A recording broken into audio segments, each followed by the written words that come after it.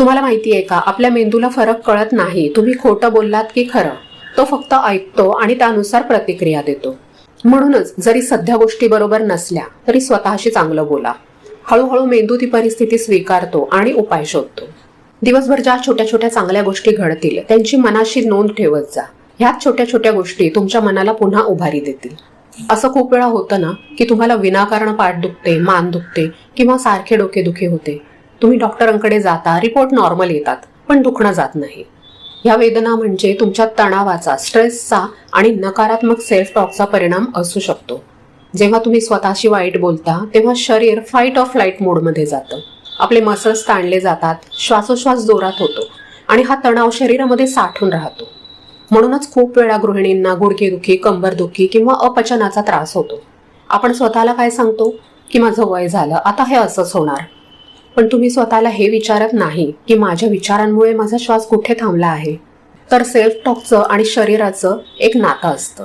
आपण मनात काय बोलतो त्याचा परिणाम थेट शरीरावर होतो. तुम्ही स्वतःला दिवसभर दोष देता, त्यामुळे शरीरात कॉर्टिसॉल म्हणजे स्ट्रेस हॉर्मोन वाढतं.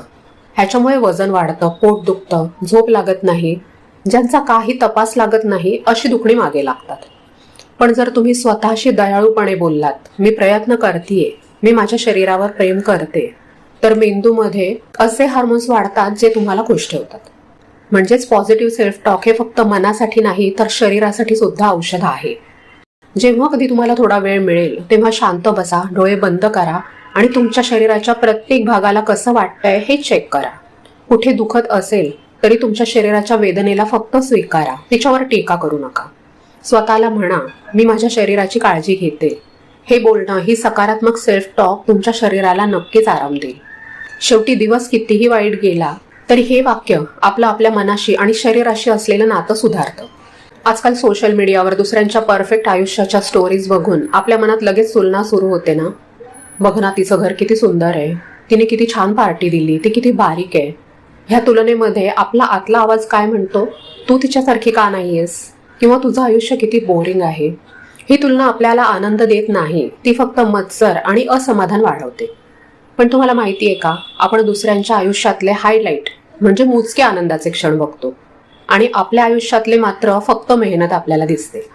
ह्याच्यावर उपाय म्हणून मी एकच सांगेन, स्वतःला तुमच्या सगळ्यात चांगल्या मैत्रिणीसारखं वागवा.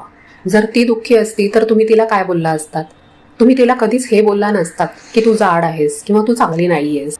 त्यामुळे स्वतःला म्हणा की तू खूप प्रेमळ आहेस, तू आज खूप छान काम केलंस, मला तुझा अभिमान आहे.